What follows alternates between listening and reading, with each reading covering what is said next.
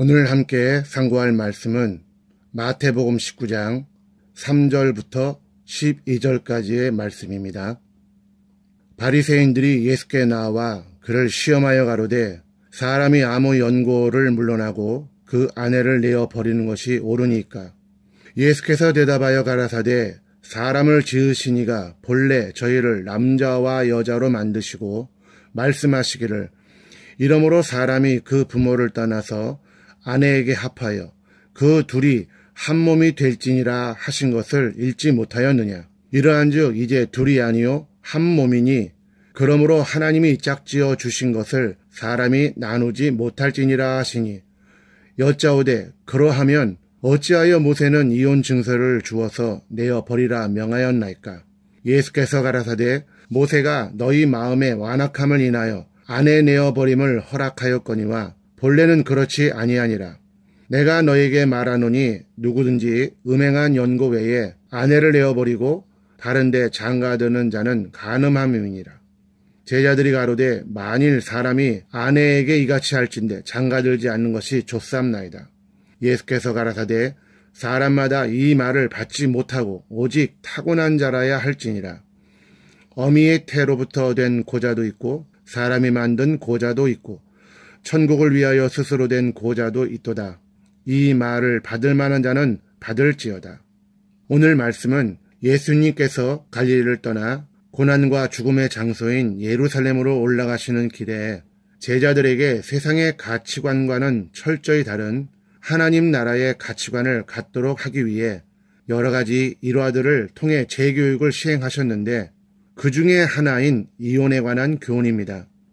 이 교훈은 바리새인들이 예수님을 시험하기 위해 던진 질문에 답하는 형식으로 이루어져 있습니다.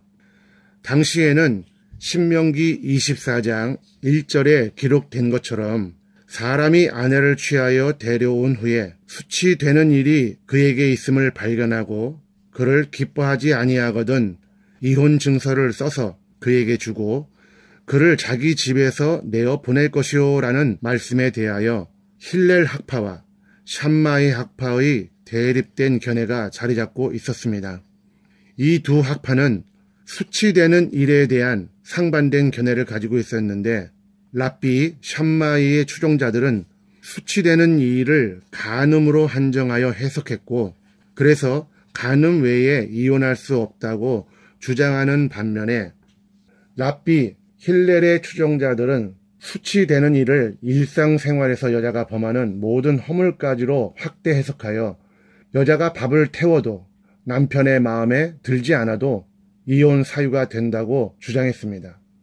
오늘날로 말하면 성격 차이도 다 이혼 사유가 된다는 것이었습니다. 그래서 당시 사회의 뜨거운 이슈였던 것을 바리새인들은 예수를 시험하는 도구로 사용하고 있었던 것입니다. 이러한 그들의 질문에 대해 예수님께서는 어떻게 대답하셨습니까? 4절에서 6절을 통해 예수께서 대답하여 가라사대 사람을 지으시니가 본래 저희를 남자와 여자로 만드시고 말씀하시기를 이러므로 사람이 그 부모를 떠나서 아내에게 합하여 그 둘이 한 몸이 될지니라 하신 것을 읽지 못하였느냐.